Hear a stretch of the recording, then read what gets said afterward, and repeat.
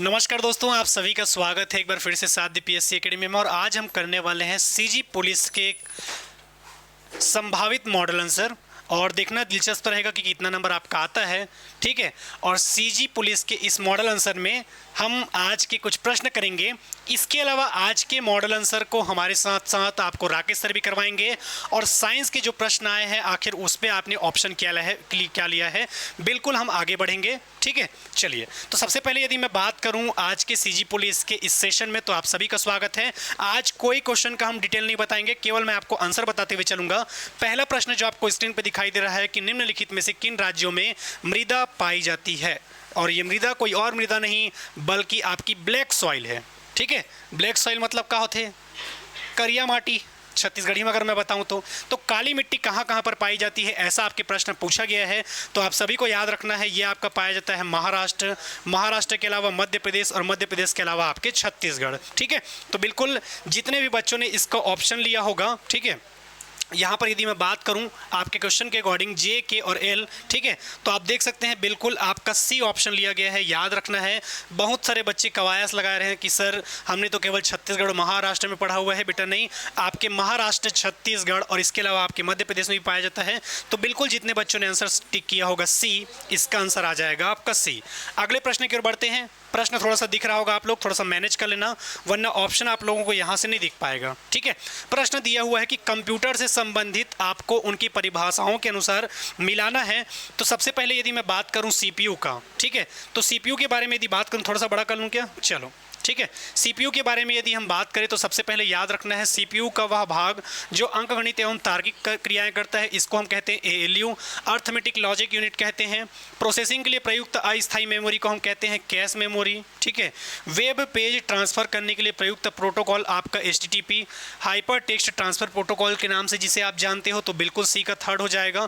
Database तालिका में एक अद्वितीय पहचानकर्ता के रूप में आप किसका उपयोग करते हो? तो प्राइमरी की का उपयोग करते हो। तो यहाँ पर आप देखेंगे तो बिल्कुल भी सीक्वेंस चेंज नहीं किया है। ठीक है, पेपर बनाने वाले ने। तो ऑप्शन क्या हो जाएगा आपका? डी हो जाएगा। ए का फर्स्ट, बी का सेकंड, सी का थर्ड और डी का क्या हो जाएगा आपका फोर्थ। तो जितने भी बच्चों ने इसका आंसर लिया होगा डी वाले बच्चों का आंसर बिल्कुल सही होगा। ठीक है, चलिए अगले प्रश्न की ओर बढ़ते हैं। अगला प्रश्न क्या है? अगला प्रश्न आपको दिया गया है, पेपर को ध्यान से पढ़िए और बताते जाइए क्या हो जाएगा। ठीक है, पेपर में आपका दिया हुआ है कि प्रोग्राम, इसके अलावा मैं बात करूं तो सीपीयू। ठीक है, सीपीयू के भी प्रश्न दिए हुए हैं आपके। सीपीयू के बाद यदि हम बात करेंगे, ठीक है, तो इसके बाद यदि मैं बात करूं तो आपका पीरोम भी दिया हुआ है। पीरोम के बाद आपका दिया हुआ है सॉफ्टवेयर। ठीक है, आइए जरा देखते हैं। सबसे पहले यदि मैं बात करूं प्रोग्राम, तो कंप्यूटर के अनुसार अनुसरण करने हेतु निर्देशों का सेट, तो बिल्कुल प्रोग्राम के बारे में याद रखना है। प्रोग्राम का क्या हो जाएगा? कंप्यूटर के लिए अनुसरण करने हेतु निर्देशों का सेट। दूसरा दिया गया है आपका सीपीयू। क्या दिया हुआ है आपका? सीपीयू। तो सीपीयू के बारे में यदि मैं बात करें तो हम इसका फुल फॉर्म क्या होता है आपका? केंद्रीय प्रकरण, या आपका इंग्लिश में भी दिया हुआ है सेंट्रल प्रोसेसिंग यूनिट। इसके बाद मैं बात करूं आपके पीरोम, तो प्रोग्रामेबल रीड ओनली मेमोरी। केवल फुल फॉर्म बस आपका दिया हुआ है, कुछ एकदम 30 मार्क खाने वाला प्रश्न आपका नहीं दिया गया था। इसके अलावा मैं बात करूं सॉफ्टवेयर, तो सॉफ्टवेयर हम क्या कहते हैं? कंप्यूटर पर चलने वाली प्रोग्राम और उनके अनुप्रयोगों को कहते हैं। तो बिल्कुल जितने बच्चों ने आंसर टिक किया होगा ए। प्रश्न का लेवल कुछ एकदम 30 मार्क खाने वाला नहीं था, एकदम नॉर्मल आपका प्रश्न पूछा गया था। और चूंकि अब आ चुका है साइंस का प्रश्न, तो बिल्कुल मैं राकेश सर का स्वागत करता हूं। राकेश सर आपको साइंस के क्वेश्चन को, क्योंकि आपने तो पेपर वैसे भी टिक कर लिया है, ठीक है, तो पेपर तो ऑलरेडी आपने टिक कर लिया है, पर किस प्रकार से आपको प्रश्न बनाना है ये भी आपसे पूछा जाता है। खुला परिसंचरण तंत्र यानी कि ओपन सर्कुलेटरी सिस्टम के बारे में प्रश्न पूछ रहा है। यदि आपने राकेश सर का केवल क्लास अटेंड किया होगा तो बिल्कुल ये प्रश्न आपसे बन जाता। ठीक है, ओपन सर्कुलेटरी सिस्टम के बारे में सर का पहला क्लास और स्टार्टिंग के 15 मिनट का ही ये क्लास है। यदि आपने लाइव क्लास अटेंड किया होगा तो बिल्कुल आपसे ये प्रश्न बन जाता। ठीक है, ओपन सर्कुलेटरी सिस्टम या जिसे हम कहते हैं खुला परिसंचरण तंत्र, इसमें आपका ऑर्थोपोडा और मोलास्का संघ को आपका काउंट किया जाता है। ठीक है, तो बिल्कुल जितने भी बच्चों ने इसका आंसर लिया होगा ए वाले बच्चों का आंसर बिल्कुल सही हो जाएगा। जब आपने राकेश सर का क्लास अटेंड किया होगा तो उसमें उन्होंने बताया होगा कि ऑर्थोपोडा संघ में कौन कौन से शामिल होते हैं। इसके अलावा और जो आपके मोलस्का संघ है, एनिलिडा, सिलेंट्रेटा, सारे वर्गों को उन्होंने अलग अलग आपको क्लैरिफिकेशन करके, क्लासिफिकेशन करके पढ़ाया होगा। तो बिल्कुल जितने बच्चों ने आंसर लिया होगा ए वाले बच्चों का आंसर बिल्कुल सही हो जाएगा। अगले प्रश्न की ओर बढ़ते हैं। कंप्यूटर में क्या प्रश्न पूछा है, कंप्यूटर में छवियों को सुरक्षित रखने के लिए किस फाइल का प्रारूप किया जाता है। दोस्तों यदि आप मोबाइल चलाते हैं तो इसके बारे में तो बिल्कुल बेसिक क्वेश्चन आपके एग्जाम में पूछा गया है। एक आपका फोटो जेपीजे फॉर्म में होता है और एक आपका फोटो जेपीईजी फॉर्म में होता है। तो जितने बच्चों ने आंसर टिक किया होगा के और एम, इन दोनों फॉर्म में आपके मोबाइल में छवि क्या होता है समझ नहीं आ रहा है तो इधर दिया हुआ है आपका, ठीक है। इमेज कौन कौन से फॉर्म में होता है, तो एक आपके जेपीजे फॉर्म में और जेपीईजी फॉर्म में होता है। तो केवल और केवल आंसर हो जाएगा के और एम, ठीक है, जितने भी बच्चों ने आंसर टिक किया होगा। अगले प्रश्न की ओर बढ़ते हैं। घास के मैदान में खाद्य श्रृंखला पूछ रहा है, और जब आपने सर का क्लास अटेंड किया होगा पर्यावरण का, तो ये तो एकदम बेसिक प्रश्न है जो अक्सर आपके एग्जाम में पूछता भी है। और यदि आपने ईवीएस का क्लास अटेंड किया होगा सर का, तो सर पहले ही क्लास में ये नॉर्मल सा कॉन्सेप्ट आपको बताते हैं, ठीक है। चलिए ध्यान से पढ़िए और इसका आंसर बताइए दोस्तों क्या हो जाएगा। क्या आपने आंसर टिक किया है ये भी हम जानना चाहेंगे, ठीक है। आंसर की यदि मैं बात करूं तो सबसे पहले क्या हो जाएगा आपका, तो सबसे पहले हो जाएगा आपका यहां पर यदि हम बात करें तो घास, ठीक है। घास के बाद क्या हो जाएगा आपका, तो घास को कौन खाता है, टिड्डा। टिड्डा के बाद याद रखना है आपका क्या हो जाएगा, टिड्डा को कौन खाता है तो याद रखना है मेढक। मेढक को कौन खाता है, तो मेढक के बाद याद रखना है मेढक को खाता है सांप, और सांप को कौन खाता है, बाज। अब देख लीजिए कहाँ कहाँ पर है, एन एल और जे, एन एल जे, ठीक है। बिल्कुल आपने यदि सी ऑप्शन टिक किया होगा दोस्तों तो इसका आंसर क्या हो जाएगा, सी, ठीक है। आज की क्लास में मैं केवल आंसर बताऊंगा, क्योंकि जब भी हम एमसीक्यू करते हैं दोस्तों तो वहां पर मैं एक्सप्लेन करता ही हूं आप सभी को। चूंकि आप सभी भी जल्दी जल्दी अपना नंबर कैलकुलेशन करना चाहते हैं तो थोड़ा सा हम स्पीड में केवल आंसर बताते हुए चलेंगे, ठीक है। बाकी किसी दिन एकदम डिटेल वाला जो इसका एनालिसिस रहेगा वो भी मैं आपको करवा दूंगा, ठीक है। चलिए तो बिल्कुल जितने भी बच्चों ने आंसर टिक किया होगा सी वाले बच्चों का आंसर क्या हो जाएगा आपका, सही हो जाएगा। अगले प्रश्न की ओर बढ़ते हैं। अगला प्रश्न कौन सा है, ठीक है, तो ये भी आपके पढ़ाए हुए प्रश्नों में से एक है, और यहाँ पर दिया गया है अलग अलग आपका क्वेश्चन दिया गया है, जैसे कि एमाइलेज कहाँ पर पाया जाता है, ट्रिप्सिन कहाँ पर जाया जाता है, पित्तरस कहाँ पर जाया जाता है, और पेप्सिन कहाँ पर पाया जाता है। तो सारे प्रश्नों का आंसर आपको यहीं पर दिया हुआ है। सबसे पहले यदि हम बात करें कि आपका कहाँ कहाँ पर पाया जाता है, ठीक है, तो याद रखना है सबसे पहले दिया हुआ है आपका क्या चीज़ दिया हुआ है, एमाइलेज। पहले क्या दिया हुआ है आपका, एमाइलेज। एमाइलेज के बारे में यदि बात करेंगे तो ये कहाँ पर पाया जाता है आपके, ठीक है, ऑप्शन के अकॉर्डिंग यदि हम जाएंगे तो एमाइलेज आपका यहाँ पर सही जोड़ी जब मिलाओगे तो क्या हो जाएगा आंसर, ठीक है। एमाइलेज के बारे में बात करोगे तो ये क्या हो जाएगा आपका, लार ग्रंथि। इसके बाद हम बात करें ट्रिप्सिन, ठीक है, ट्रिप्सिन के बारे में यदि बात करेंगे तो ये कहाँ पर आपके, अग्नाशय। उसके बाद यदि मैं बात करूं पित्तरस, तो पित्तरस आपके कहाँ पर पाया जाएगा, यकृत। और पेप्सिन कहाँ पर पाया जाएगा आपके जठर ग्रंथि में, ठीक है। ये भी राकेश सर ने आपको पढ़ाया होगा जब आपने बायोलॉजी का क्लास अटेंड किया होगा। तो यकृत यानी कि लीवर पे आपका एक पित्तरस पाया जाता है, जिसके बारे में आपको जरूर पढ़ाया गया होगा, ठीक है, क्लास में। तो बिल्कुल इसका आंसर क्या हो जाएगा, बी हो जाएगा। जितने भी बच्चों ने आंसर टिक किया होगा बी वाले बच्चों का पूरा आंसर क्या हो जाएगा आपका, सही हो जाएगा। चलिए अगले प्रश्न की ओर बढ़ते हैं। अगला प्रश्न जो कि आपकी स्क्रीन पर दिया हुआ है, विभिन्न प्रकार के आपके दिए गए हैं ऑक्साइड, ठीक है। तो ध्यान से पढ़िए और बताइए। क्वेश्चन में पूछा गया है आपके प्रदूषकों का उनके मुख्य हानिकारक प्रभावों के बारे में बात कर रहा है। तो पहला क्या दिया हुआ है आपका, कार्बन मोनोऑक्साइड दिया है। और कार्बन मोनोऑक्साइड के बारे में यदि मैं बात करूं तो ऑक्सीजन परिवहन में आपका क्या पहुंचाता है, बाधा। एक लाइव एग्जांपल मैं आपको देना चाहता हूं। कभी कभी यदि आपके घर के लाइट बंद हो जाता है तो लाइट बंद हो जाने के दौरान यदि आप कभी कभी चिमनी का यूज़ करते हैं, ठीक है, आप यदि छत्तीसगढ़ से हैं तो आपने सुना ही होगा, चिमनी को हम एक रूम में जला के बंद कर देते हैं। और ये कहीं और की घटना नहीं, मेरी घर की ही घटना है। एक बार क्या हुआ था कि हम चिमनी को जलाकर सो गए थे, ठीक है। अब जलाकर सो गए और हमारे घर का सारा खिड़की बंद था। अब खिड़की बंद था तो कहीं ना कहीं उससे जो कार्बन मोनोऑक्साइड निकलता है वो पूरा रूम में बंद हो गया था। पूरा रूम में बंद, कार्बन मोनोऑक्साइड कहीं ना कहीं धुएं से आपका मिलता रहता है लगातार, तो सांस लेने में दिक्कत होता है। तो यहाँ पर नॉर्मली आपका दिया हुआ है ऑक्सीजन परिवहन में बाधा पहुंचाता है कौन, आपका कार्बन मोनोऑक्साइड। नाइट्रस के बारे में यदि हम बात करें, ठीक है, तो ये क्या काम करता है आपका, तो अत्यधिक जो आपके शैवाल पाए जाते हैं इसकी वृद्धि में काम करता है। सल्फर डाइऑक्साइड के बारे में यदि बात करें तो अम्लीय वर्षा में सहायक होता है। और फास्फेट्स के बारे में यदि हम बात करें तो क्या हो जाएगा, यूट्रोफिकेशन हो जाएगा। तो बिल्कुल जितने भी बच्चों ने आंसर टिक किया होगा सी वाले बच्चों का आंसर बिल्कुल क्या आ गया होगा, सही आ गया होगा, ठीक है। चलिए अगले प्रश्न की ओर बढ़ते हैं। अगला प्रश्न क्या है आपका, और अगले प्रश्न की ओर बढ़ते हैं हम। अगला प्रश्न है आपका सिस्टेमा नेचुरे पुस्तक आपका, ठीक है, इसके लेखक कौन है, ठीक है, और ये आपको क्लास में पढ़ाने के दौरान अक्सर बताया जाता है, ठीक है, सर के द्वारा। तो प्रश्न आपका दिया हुआ है सिस्टेमा नेचुरे पुस्तक किसके द्वारा लिखी गई थी। ऑप्शन दिया हुआ है कैरोलस लिनियस, बी दिया है अर्नेस्ट हैकेल, सी दिया है रॉबर्ट ब्राउन और 5 डी ऑप्शन दिया है रॉबर्ट व्हिटेकर। ठीक है, तो याद रखना है सिस्टेमा नेचुरे पुस्तक किसके द्वारा लिखी गई है। तो बिल्कुल जितने भी बच्चों ने इसका आंसर टिक किया होगा, इसका आंसर क्या हो जाएगा आपका, कैरोलस लिनियस हो जाएगा। पेपर में अक्सर ये क्वेश्चन पूछे जाते हैं और सर आपको पढ़ाए भी हैं क्लास में, तो बिल्कुल जितने भी बच्चों ने क्लास अटेंड किया होगा उनको फ़ायदा मिला होगा। और अगला प्रश्न आ चुका है संविधान का, और जितने भी बच्चों ने आखिरी के कुछ क्लास अटेंड किए होंगे, ठीक है, तो उनसे बिल्कुल ये प्रश्न बन जाता। प्रश्न आपका दिया गया है, क्या दिया गया है, भारतीय संविधान के अनुसार बढ़ते क्रम में जमाइए बोला है। ठीक है, भारतीय संविधान में जो आप मौलिक अधिकार के बारे में पढ़ते हैं, तो मौलिक अधिकार में आपके बढ़ते क्रम में जमाइए करके आपसे पूछा गया है। चलो बताओ इसका आंसर क्या होगा। ठीक है, बनाए हो कि नहीं बनाए हो जी, ये प्रश्न पूछा था, तो ये प्रश्न आपके एग्जाम में पूछा गया था, तो बनाए हो कि नहीं बनाए हो। चलो देखते हैं सबसे पहले। ठीक है, शोषण के विरुद्ध अधिकार, तो इसके लिए कहाँ से कहाँ तक अनुच्छेद आप प्रयोग करते हो, तो एक अनुच्छेद है 23 और एक अनुच्छेद है आपका 24।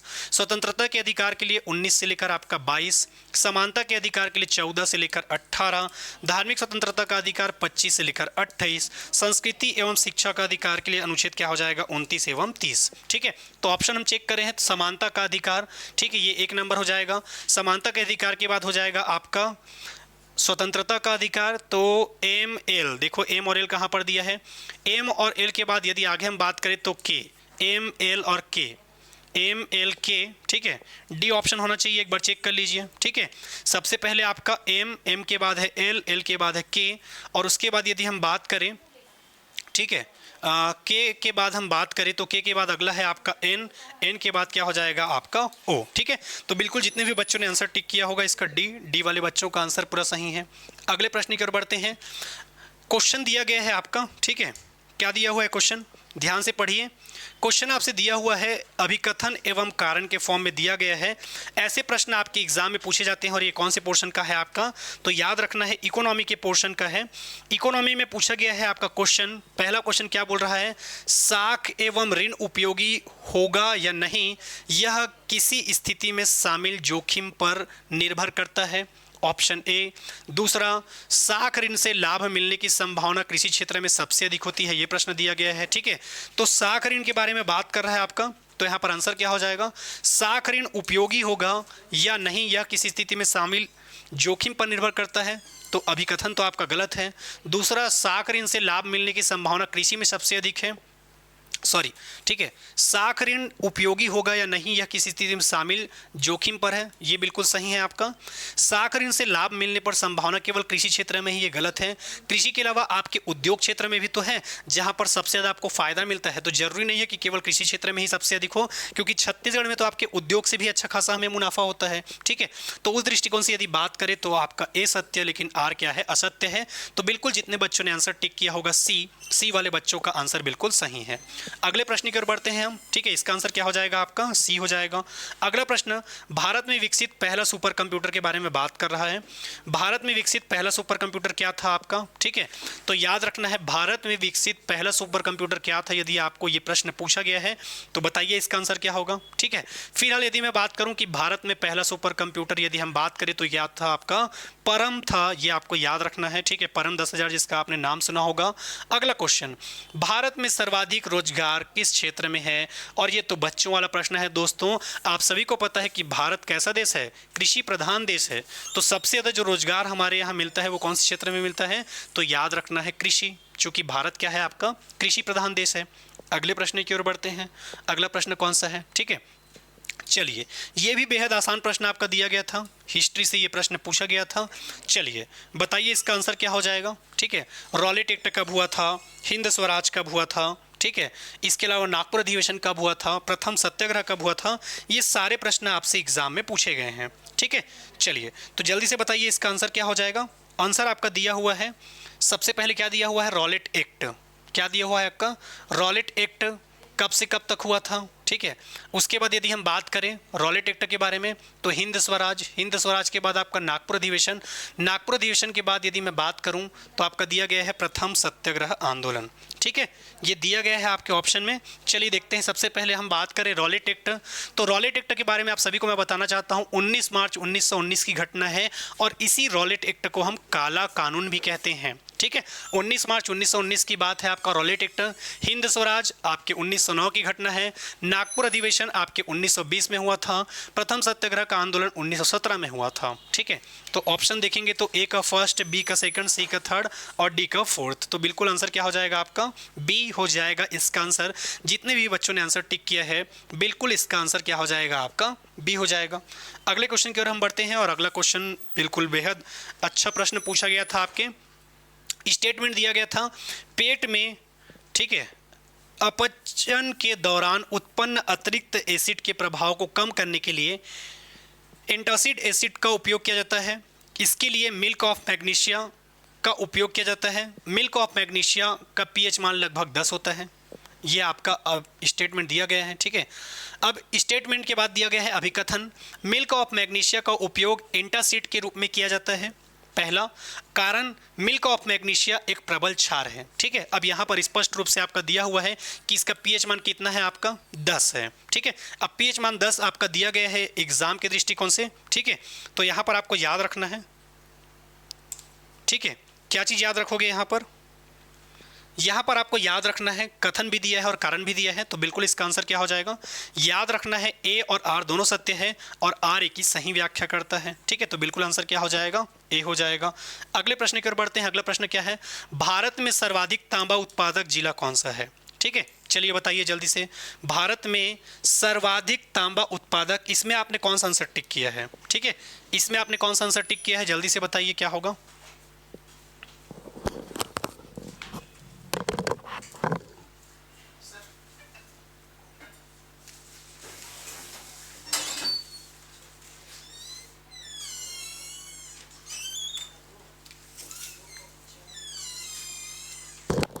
चलिए, बिल्कुल भारत में सर्वाधिक तांबा उत्पादक जिला कहाँ पर है? तो आप सोच रहे होंगे सर खेतड़ी राजस्थान में होगा क्या?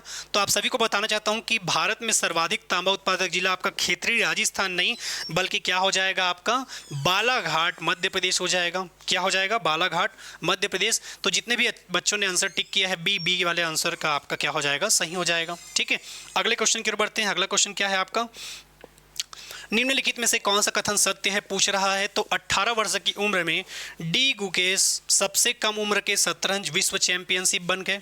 ये कथन बिल्कुल सही है आपका। अगला, गुगेश ने मौजूदा किताब विजेता चीन के डिंग लिरेंस को हराया था। ये सही है। गैरी कॉस्परोव ने 20 वर्ष की उम्र में विश्व शतरंज चैंपियनशिप का किताब जीता था। यह कथन गलत है।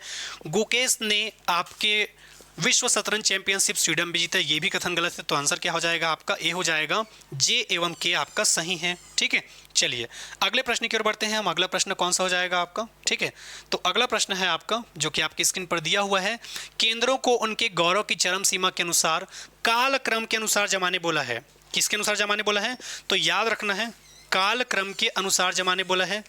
तो बताइए इसका आंसर आप सभी ने क्या लिया है? जितने भी पुलिस वाले बच्चे हैं, काल क्रम के अनुसार जमाने बोल रहा है, तो इसका आंसर आप सभी ने क्या लिया है बताइए। ठीक है, चलिए बताइए।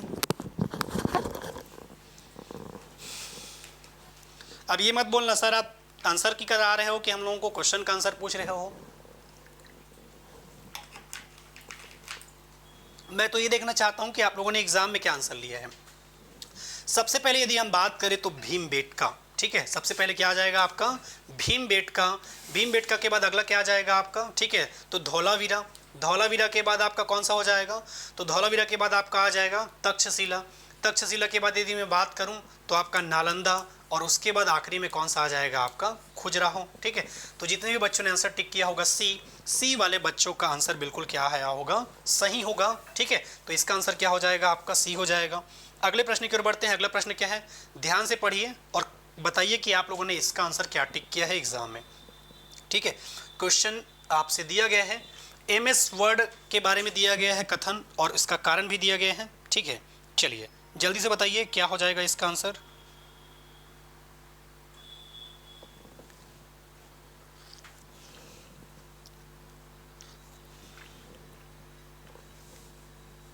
चलिए, बिल्कुल यदि मैं बात करूं, एमएस वर्ड आपको किसी दस्तावेज में तालिका चित्र और हाइपरलिंक सम्मिलित करने की अनुमति देता है।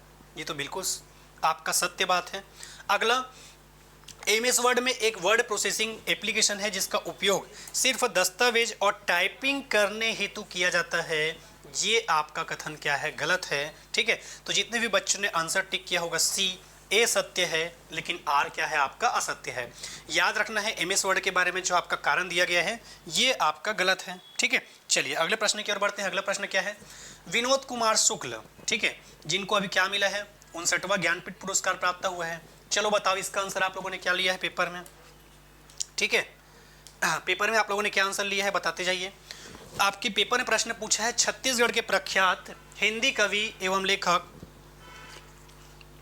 विनोद कुमार शुक्ल को प्रतिष्ठित 59वें ज्ञानपीठ पुरस्कार 2024 के लिए चुना गया है। वे इस प्रतिष्ठित पुरस्कार को पाने वाले छत्तीसगढ़ के पहले और 12वें प्रख्यात हिंदी के लेखक हैं। इस पुरस्कार को प्राप्त करने वाले वो हिंदी भाषा के कौन से लेखक थे? यानी कि यहाँ पर पूछा क्या है? पहले लेखक के बारे में पूछा है। ठीक है, मैंने अक्सर जब आपको क्लास में पढ़ाया भी है तो पहला और वर्तमान हमेशा पढ़ने को कहा है, और व्यापक कुछ उसी पैटर्न में आपका क्वेश्चन भी पूछा है। ठीक है, तो याद रखना है आंसर क्या हो जाएगा? सुमित्रा नंदन पंत। जितने लोगों ने बेटा आंसर टिक किया होगा डी वाले बच्चों का आंसर बिल्कुल आपका क्या है? सही है। चलिए अगले प्रश्न की ओर बढ़ते हैं। अगला प्रश्न कौन सा है आपका? जनरल नॉलेज, जिसमें छत्तीसगढ़ के सामान्य ज्ञान के बारे में पूछा गया है, और बेहद बेहतरीन प्रश्न जो कि आपकी स्क्रीन में दिया गया है। चलो बताओ इसका आंसर क्या होगा? जब आप छत्तीसगढ़ का इतिहास पढ़ते हैं तो यहाँ पर आपको बताया जाता है, ठीक है, क्या पढ़ते हो? छत्तीसगढ़ का इतिहास जब आप पढ़ते हो तो यहाँ पर आपको बताया जाता है छत्तीसगढ़ के इतिहास के बारे में कि सिहावा नगरी का जंगल सत्याग्रह कब हुआ था। उसके बाद आपका दिया गया है कंडेल नहर सत्याग्रह कब हुआ था।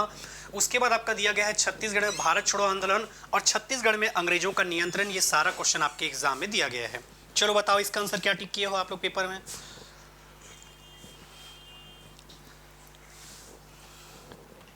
चलिए, तो सिहावा नगरी जंगल सत्याग्रह के बारे में बात करें तो 21 जनवरी 1922, जो कि आपको डेट पता है, सिहावा नगरी का जंगल सत्याग्रह हुआ था। कंडेल नहर सत्याग्रह आपके 1920 में, छत्तीसगढ़ में भारत छोड़ो आंदोलन 1942 में, और छत्तीसगढ़ में अंग्रेजों का नियंत्रण 1818 में। ठीक है, देखो क्या हो रहा है आंसर इसका। मैं बात करूं तो ए का सेकंड किस में दिया है? ए का सेकंड, ठीक है, 2 ऑप्शन दिया गया है। उसके बाद बात करूं बी का आपका दिया हुआ है फर्स्ट। बी का फर्स्ट किस में दिया हुआ है? दोनों में दिया है, ठीक है। सी का थर्ड किस में दिया है?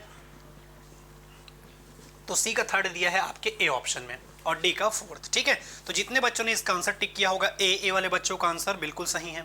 अगला प्रश्न, ठीक है, ए तो अभी आने वाला है जी अक्टूबर के महीना में, ते प्रश्न तुम्हारा देखे। चलो बताओ, छत्तीसगढ़ में दीपावली पर्व को मनाने का क्रम, इसका आंसर क्या टिक किया होगा? अगर इसको भी गलत कर दिए होगे तो मैं क्या ही बोलूँ आप लोगों को। सबसे पहली का मना था हवन? चलो बताओ, सबसे पहली हमन मना था धनतेरस। का मना था? धनतेरस। धनतेरस के बाद का मना था? नरक चतुर्दशी। नरक चतुर्दशी के बाद का मना था? लक्ष्मी पूजा। लक्ष्मी पूजा के बाद का मना था? गोवर्धन पूजा। और उसके बाद भाई दूजा कई जनवन का थे माता। ठीक है, तो एल के और एन, एल के एन, एल के एन, ठीक है। उसके बाद मैं बात करूं एल के एन ओ एम, ठीक है। तो बिल्कुल जितने बच्चों ने आंसर टिक किया होगा ए, ये तो एकदम नॉर्मल सा प्रश्न था जो आपके एग्जाम में पूछा गया था। चलिए अगले प्रश्न की ओर बढ़ते हैं। शिवनाथ तथा वैनगंगा नदी के बीच जल विभाजक का रेखा कौन बनाता है? चलिए ऑफलाइन आप लोग बताइए जी। नानकुन मटुकदास, नानकुन मटुकदास। ओन्हा पहिरे 150। अक्सर आपकी आंखों में जो आंसू ला दे उसको आप कभी नहीं भूलते हैं। और वो कातिल कौन है जल्दी से बताओ, चलो बताओ जल्दी से। ठीक है, चलिए बिल्कुल सही जवाब। हमारे ऑफलाइन वाले बच्चों ने बहुत आंसर जवाब दिया है, अच्छा दिया है। शिवनाथ और वैनगंगा नदी के बीच जल विभाजक श्रेणी का कार्य करता है कौन सा? आपका मैकल श्रेणी। ठीक है, और वहीं नानकुन मटुकदास, कैसे याद रखूं? नानकुन मटुकदास कई ठो लेयर में रहते हैं कि नहीं रहते हैं आपके। दूसरा, ओन्हा पहिरे 150। ठीक है, तो आंसर क्या हो जाएगा? प्याज कई लेयर में रहता है, आप छीलते रहते हो, आंख में आंसू आ जाता है।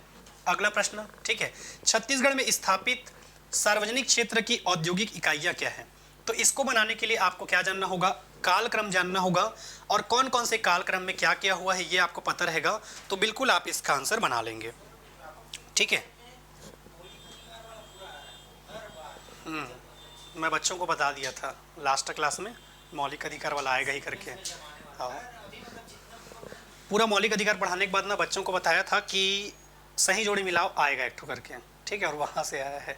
लास्ट के 4 पुलिस वाले जितने भी बच्चे मुझे देख रहे हैं, आप ही लोग बताएंगे क्या मेरा पढ़ाया हुआ प्रश्न आया है, और यदि पढ़ाया हुआ प्रश्न आया है तो बिल्कुल आप सभी कमेंट करके बताएंगे कि हाँ सर आपने जो पढ़ाया था वो आया है करके।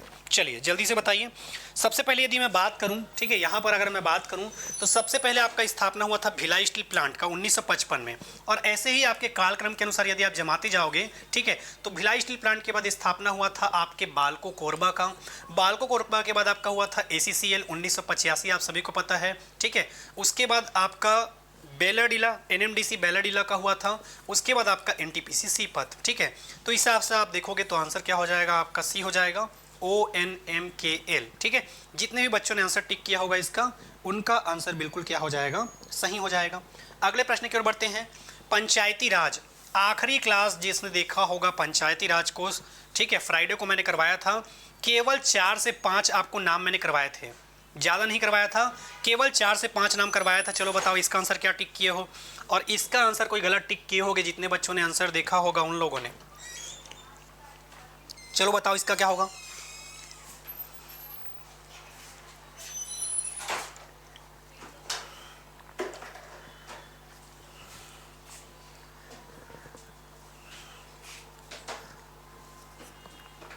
आज की क्लास में हम केवल आंसर बस देख रहे हैं ना, फिर किसी दिन मैं डिटेल में पढ़ा दूंगा आप लोगों को। फिर इस क्वेश्चन की मैं बात करूं तो ये तो पूरा सीक्वेंस में दिया गया था आपका। ठीक है, JKLM कहाँ पर दिया हुआ है, सी ऑप्शन।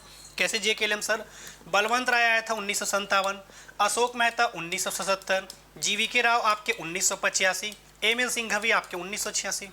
पूरा सीक्वेंस में पूछा है जी, कुछ भी छेड़छाड़ करने की आपको आवश्यकता नहीं। ठीक है, चलिए अगले प्रश्न की ओर बढ़ते हैं। अगला प्रश्न कौन सा है आपका, अगला प्रश्न आपको दिया गया है कोरबा जिला। ठीक है, कोरबा जिला तांबे के उत्पादन के लिए प्रसिद्ध है।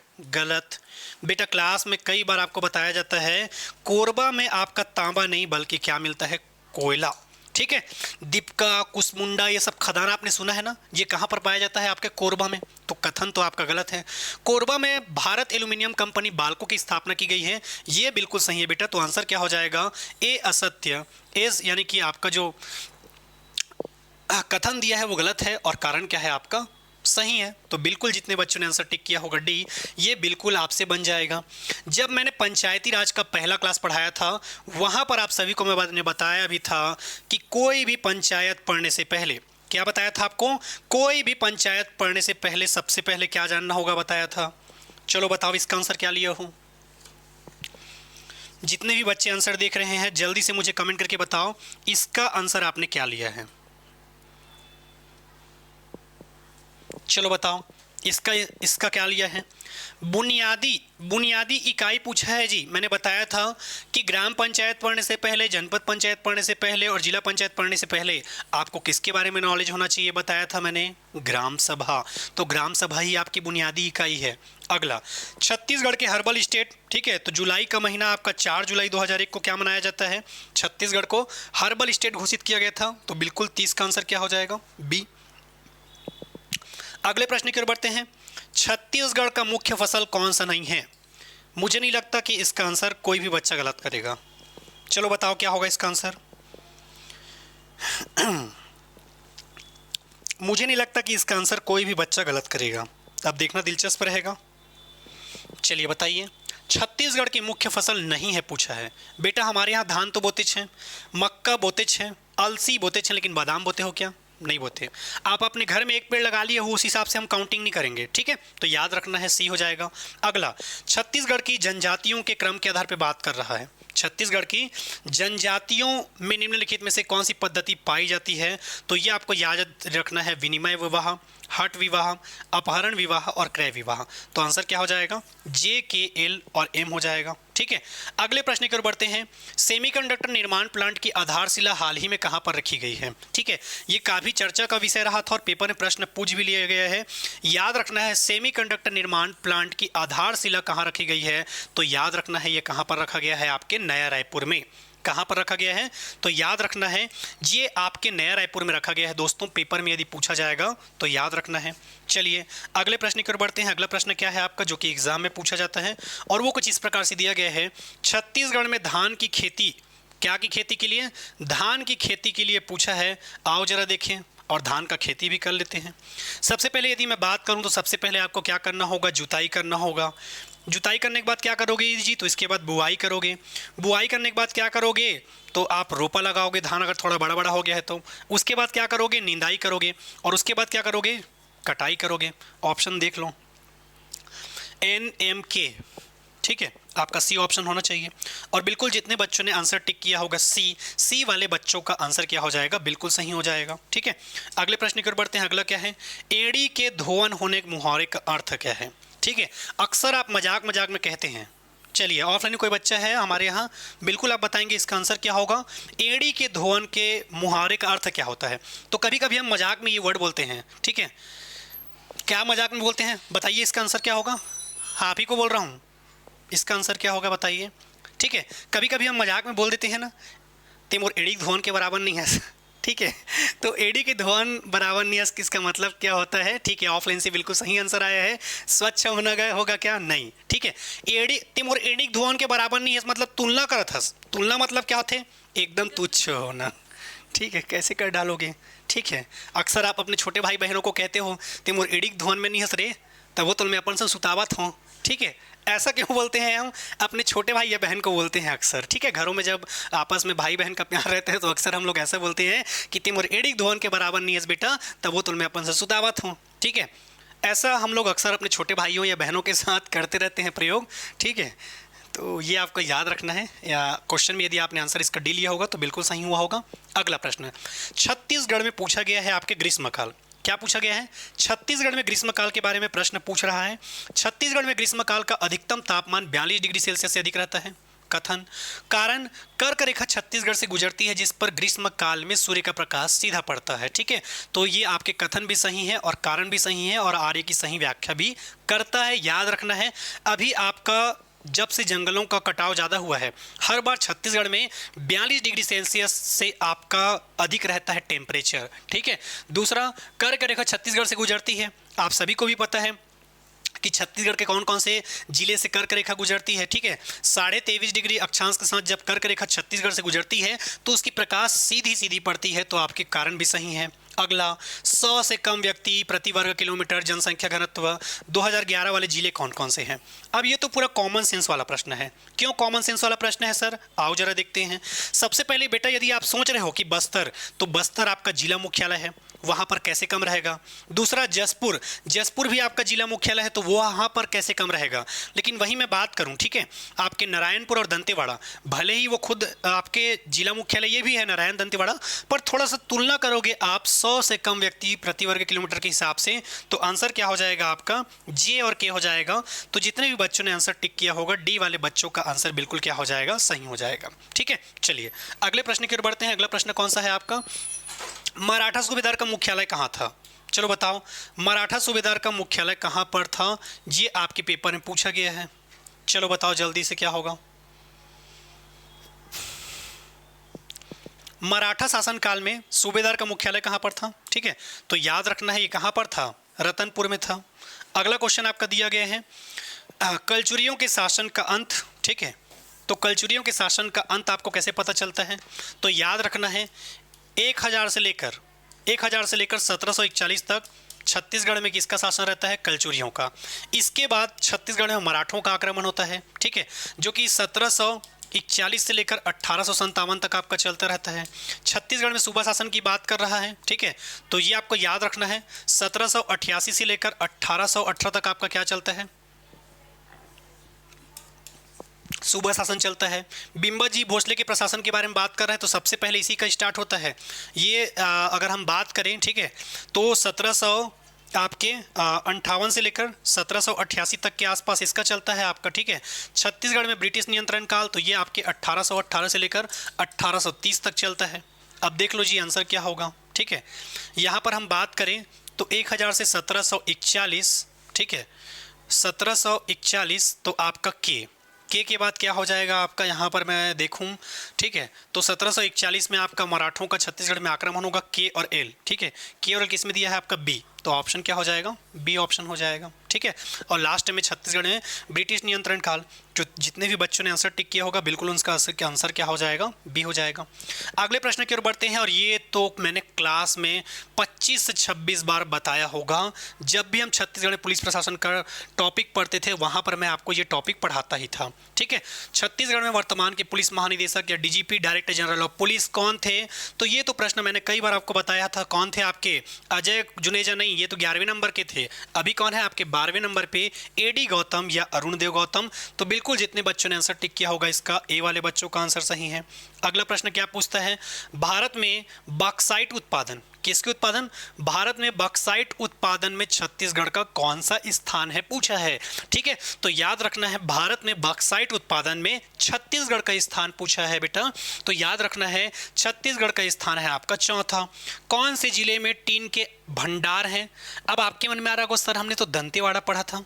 बेटा अगर दंतेवाड़ा नहीं दिया है तो आप सभी को याद रखना है सुकमा में भी आपके टीन का क्या पाया जाता है, भंडार, ठीक है। एकमात्र पूरे भारत में जहां पर टीन का उत्पादन और भंडारण है वो आपका कहां पर है, आपके छत्तीसगढ़ में। तो दंतेवाड़ा भी आपने पढ़ा होगा, इसके अलावा सुकमा में भी पाया जाता है। अगला, इसको भी मैंने पढ़ाया था, आपको पढ़ाया था कि नहीं, आप लोग खुद कमेंट करके बताना।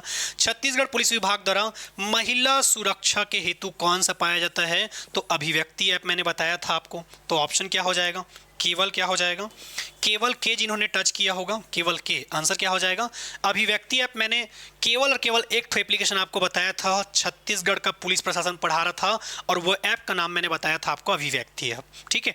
तो बिल्कुल वहां से भी प्रश्न आपका पूछा गया है। अगला प्रश्न, राज्य की कार्यपालिका का संवैधानिक प्रमुख, राज्य की कार्यपालिका का संवैधानिक प्रमुख कौन होता है बताइए। तो याद रखना है अनुच्छेद 100 आपका 54 किसके बारे में बात करता है, राज्यपाल के बारे में। अगला, ग्राम सभा की बैठक कौन बुलाता है, ठीक है। तो ग्राम सभा की बैठक कौन बुलाता है, यहाँ पर ऑप्शन के अकॉर्डिंग आप जाओगे तो याद रखना है एन, ऑप्शन के अकॉर्डिंग जाओगे तो एन। लेकिन ग्राम सभा का बैठक आपका ग्राम पंचायत नहीं बल्कि सरपंच बुलाता है नॉर्मल कंडीशन में। कौन बुलाता है आपका, सरपंच बुलाता है नॉर्मल कंडीशन में। विशेष कंडीशन की मैं बात करूं, जब आपके ग्राम सभा के 1/3 सदस्य मांग करते हैं तो आपका कलेक्टर, कभी कभी जनपद पंचायत और कभी कभी जिला पंचायत जरूर बुलाता है। पर चूंकि आपके ऑप्शन के अकॉर्डिंग दिया है तो हमें केवल एन के साथ जाना होगा यहाँ पर ऑप्शन के कारण, ठीक है। चलिए अगला प्रश्न क्या कहता है, कौन कौन से अभ्यारण्य एक ही जिले में है। ऐसा प्रश्न तो आपके लिए गॉड गिफ्टेड है दोस्तों, आप सभी को याद रखना है। पामेड़ और भैरमगढ़ ये दोनों कहाँ स्थित है आपके, बीजापुर में। सीता नदी कहाँ पर स्थित है आपके, तो आप सभी को पता है धमतरी में स्थित है। तो चूंकि हमें पूछा है एक ही जिले में स्थित है तो आंसर क्या हो जाएगा, के और एम, और बिल्कुल आपका ऑप्शन दिया हुआ है बी। अगले प्रश्न की ओर बढ़ते हैं, नवा रायपुर में किस प्रकार का विशेष आर्थिक क्षेत्र SEZ स्पेशल इकोनॉमिक जोन आर्थिक क्षेत्र विकसित किया जा रहा है। तो याद रखना है बेटा IT, ठीक है, IT जोन जो आपका बन रहा है आर्थिक विशेष क्षेत्र SEZ के अंतर्गत, तो आपका ऑप्शन हो जाएगा बी। अगला, लाला जगदलपुरी जो कि हमारे फेमस रचनाकार हैं, फेमस हैं, इनके बारे में अक्सर आपके एग्जाम में पूछा जाता है। तो याद रखना है लाला जगदलपुरी की रचना है कौन कौन सी है, बताओ इसका ऑप्शन आप लोगों ने क्या लिया है। लाला जगदलपुरी के बारे में पूछ रहा है आपसे, ठीक है, और उम्मीद करता हूं कि इसका आंसर आप सभी ने सही दिया होगा। सबसे पहले यदि मैं बात करूं लाला जगदलपुरी के बारे में, ठीक है, तो लाला जगदलपुरी के बारे में अक्सर आपके पेपर में प्रश्न पूछा जाता है, और वो प्रश्न क्या है, ठीक है, तो आपके पेपर में प्रश्न पूछा गया है लाला जगदलपुरी के बारे में। बस्तर इतिहास एवं संस्कृति, हल्बी लोक कथाएं ये भी सही हैं, बस्तर की लोक कथाएं ये भी सही हैं, आदिवासी बस्तर का वृहद इतिहास ये आपका गलत है, ठीक है। तो आंसर क्या हो जाएगा आपका, जे, के और एल। जितने भी बच्चों ने आंसर टिक किया है डी वाले बच्चों का आंसर सही हो जाएगा, ठीक है। अगले प्रश्न की ओर बढ़ते हैं। अगला प्रश्न कौन सा है, सही जोड़ी मिलाने बोल रहा है, तो बताइए सही जोड़ी मिलाओ आप लोग क्या क्या हो जाएगा इसका आंसर, ठीक है। सही जोड़ी मिलाओ में आंसर आपका दिया गया है उत्तराखंड, उत्तराखंड का क्या है, देहरादून, तो ए का क्या हो गया आपका थर्ड। तमिलनाडु का चेन्नई, सी का सेकंड, ठीक है, ए का थर्ड, सी का सेकंड, ए का थर्ड और सी का सेकंड, ठीक है। तेलंगाना का क्या हो जाएगा? हैदराबाद। तो डी का क्या हो जाएगा आपका? फर्स्ट, ठीक है। उत्तर प्रदेश का क्या हो जाएगा आपका? लखनऊ। तो बिल्कुल जितने भी बच्चों ने आंसर टिक किए हैं, बी वाले बच्चों का आंसर बिल्कुल सही हो जाएगा। चलिए अगला प्रश्न जो कि आपकी रीजनिंग का दिया गया है, ठीक है। और रीजनिंग के इस क्वेश्चन का आंसर मैं आप सभी को बताते जा रहा हूँ, ठीक है। क्या क्या आप लोगों ने लिया होगा, ठीक है। आंसर आपका दिया हुआ है A B D C F D H E Z, ठीक है। यहाँ पर यदि आप देखेंगे तो जब बनाएंगे आप इस रीजनिंग के क्वेश्चन को, ठीक है, तो अभी मैं डायरेक्ट सॉल्व करके लाया हूँ। अभी फिलहाल मैं केवल आंसर बता रहा हूँ। फिर किसी दिन डिटेल में हम सारे, क्योंकि आज मैं सारे सब्जेक्ट के क्वेश्चन बता रहा हूँ, फिर एक एक करके आपके जो सब्जेक्टिव टीचर हैं वो आपको और सॉल्व कराएंगे कि आपने कौन से अप्रोच के साथ किया है सॉल्व। फिलहाल मैं आपको आंसर बता रहा हूँ। इसका आंसर यदि आपने वो सब लिया होगा जो मैं बता रहा हूँ तो बिल्कुल आपको 1 नंबर मिल जाएगा। इसका आंसर आपका लिया गया है एफ, ठीक है। अगला अक्षर कौन सा होगा? तो याद रखना है एफ। चूंकि आज हम एक्सप्लेन नहीं करेंगे, केवल आंसर की देख रहे हैं, ठीक है। अगला क्वेश्चन, एक कॉन्फ्रेंस में बोलने से अधिक सुनने पर ध्यान देना चाहिए, क्यों देना चाहिए, ठीक है। तो ऑप्शन आपका दिया हुआ है, इससे विचारों के आदान प्रदान में सुविधा होती है, सही है, ठीक है। अगला आपका ऑप्शन, इससे आपको मदद मिलती है जब आपके बोलने की बारी आती है, ये भी सही है। सुनना आसान कार्य है, नहीं। यह व्यक्तिगत प्रभावशीलता में वृद्धि करता है, ये भी आपका सही है। पर चूंकि आपके 4 ऑप्शन के अकॉर्डिंग यदि हम देखेंगे तो आपका सबसे ज़्यादा उपयुक्त जो है, इसमें विचारों के आदान प्रदान में क्या मिलती है? सुविधा होती है, ठीक है। कहीं ना कहीं आप बेटर कम्युनिकेशन करते हैं तो ये आपको मदद मिलता है। अगला क्वेश्चन आपका दिया गया है रीजनिंग का, 18 फरवरी 1997 को मंगलवार था, तो 18 फरवरी 2000 को क्या होगा, ठीक है। तो इसका आंसर आपका हो जाएगा शुक्रवार। यदि पेपर ने आपने टिक किया होगा शुक्रवार, तो बिल्कुल शुक्रवार जितने बच्चों ने टिक किया है उन सारे बच्चों का आंसर क्या हो जाएगा? सही हो जाएगा, ठीक है। चलिए अगले प्रश्न की ओर देखते हैं। अगला प्रश्न कौन सा है आपका? तो अगला प्रश्न आपका दिया गया है पेपर में कि रीजनिंग का एक प्रश्न आया हुआ था, ठीक है। अलग अलग दिया जाता है, जैसे कि कैट को 3120 लिखा जाता है। कैट को क्या लिखा जाता है? 3120 लिखा जाता है। तो वैसे ही आपके डॉग को क्या लिखा जाता है? चलो बताओ। कैट को अगर हम लिखते हैं 3120, ठीक है, कैसे बोल रहा है ये? कैट को हम 3120 लिखते हैं तो अल्फ़ाबेट में सी का नंबर क्या होता है आपका? 3, ठीक है। ए का नंबर क्या होता है? 1, और टी का नंबर क्या होता है? 20, तो 3120। वैसे ही डॉग को क्या लिखेंगे, आइए जरा देखते हैं, ठीक है। तो डी का मतलब क्या हो गया? 4, EJO, तो ओ का हो गया 15, ठीक है। उसके बाद आपका जी का क्या हो जाएगा? तो गिन लीजिए, ठीक है। ABCDEFG, तो इसका क्या हो जाएगा आपका? 7 हो जाएगा। तो 4, 15 और 7 कहाँ पर दिया गया है आपका? मेरे ख्याल से बी होगा। तो बिल्कुल बी वाले बच्चों का आंसर क्या हो जाएगा आपका? सही हो जाएगा। अब ये प्रश्न दिया है, फूल को पेड़, पेड़ को लाल, लाल को स्वर्ण और स्वर्ण को श्वेत कहते हैं, तो आभूषण किससे बनता है? बेटा ये रीजनिंग का क्वेश्चन है। आभूषण आपका बनता है किससे? आपके किसी न किसी चीज़ से बनता है, अलग अलग, ठीक है। पर यहाँ पर आपको याद रखना है, आभूषण किससे बनता है? सोना से, और सोना को हम क्या कहते हैं? श्वेत। तो जितने भी बच्चों ने आंसर टिक किया होगा, सी वाले बच्चों का आंसर बिल्कुल सही होगा। अगला प्रश्न आपका दिया गया है, ठीक है, ध्यान से पढ़िए और बताइए। एक सवाई का पति है, ठीक है। इस प्रकार के प्रश्न आपको रीजनिंग में नवीन सर ने करवाया होगा। प्रश्न दिया है, एक सवाई का पति है, ठीक है। एक्स किसका पति है? वाई का पति है। एक्स किसका पति है? वाई का पति है। अगला आपसे बोल रहा है, ठीक है, एक्स वाई का पति है, ए एक्स की बहन है, डी वाई की बहन है, और डी एक्स से कैसे संबंधित है, ठीक है। तो इसका आंसर यदि आप लोगों ने सी टिक किया होगा तो बिल्कुल सी वाले बच्चों का आंसर बिल्कुल क्या हो जाएगा आपका? सही हो जाएगा, ठीक है। अभी थोड़ा सा हमें क्वेश्चन बहुत ज़्यादा करना है, वरना इसका आंसर आप लोगों को बताया रहता। अगला, समुद्र तल पर पानी 100 डिग्री सेल्सियस पर उबलता है और वायुमंडलीय दबाव पानी के क्वथनांक को प्रभावित करता है। क्वथनांक का मतलब क्या होता है? याद रखना है, बॉइलिंग पॉइंट, यानी कि उबलना आपका। और समुद्र तल पर पानी 100 डिग्री सेल्सियस पर उबलता है, ठीक है। तो ए और आर दोनों सत्य हैं, और आर ए की क्या करता है आपका? सही व्याख्या करता है, ठीक है। तो बिल्कुल आंसर क्या हो जाएगा आपका? सही हो जाएगा। मोहित ने मोहन का परिचय कराते हुए उसके पिता की पत्नी के इकलौते भाई के बेटे से के रूप में करवाया। मोहन मोहित से किस प्रकार संबंधित है? तो याद रखना है, इसका आंसर हो जाएगा आपका ममेरा भाई।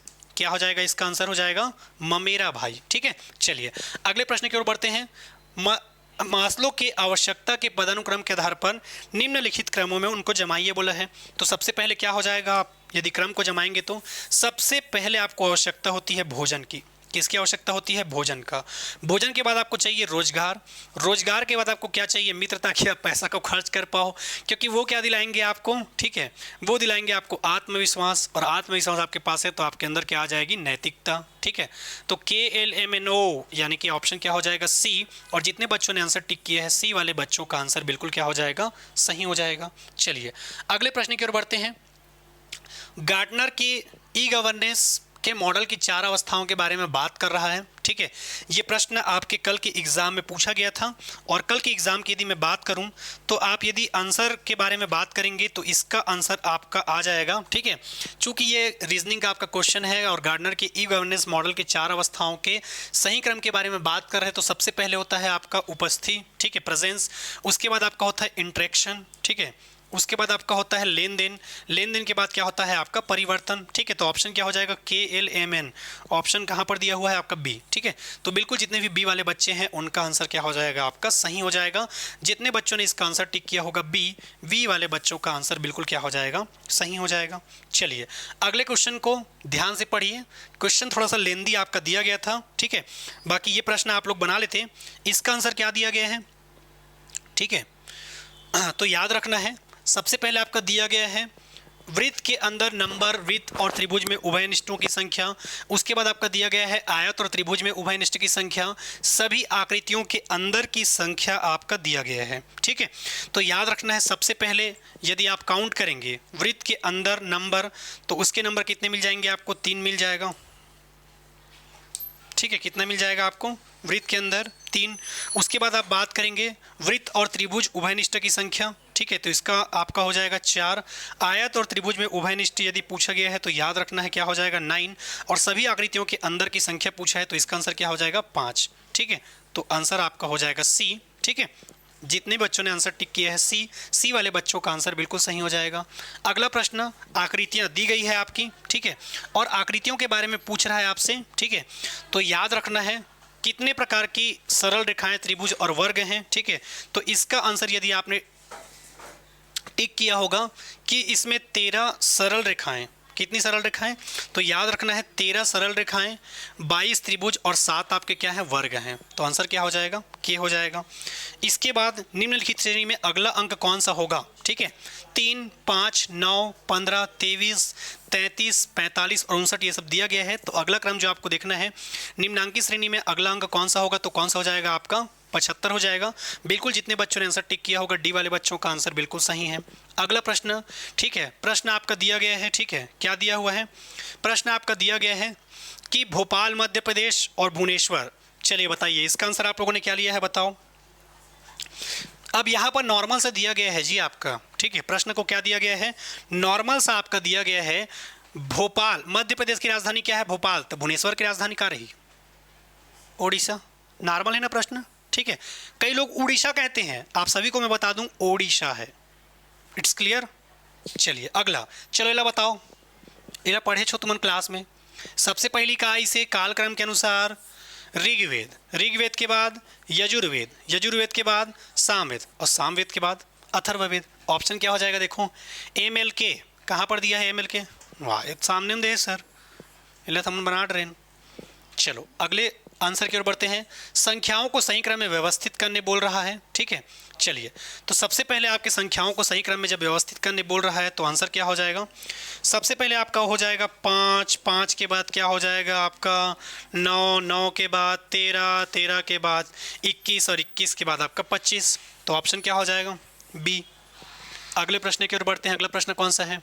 ठीक है, चलिए अगला प्रश्न सही क्रम में व्यवस्थित करने बोल रहा है।